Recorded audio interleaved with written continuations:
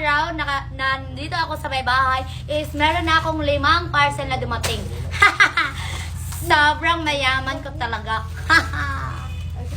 So, i-open natin itong parcel na ito. Ano ito? Diba? Haba nila.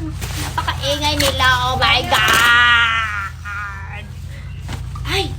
Oh my God! Ito na yung hair removal para matanggal yung bulbul ko!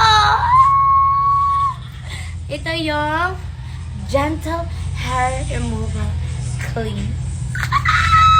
And then, student, yan ang zaman na kaman yan.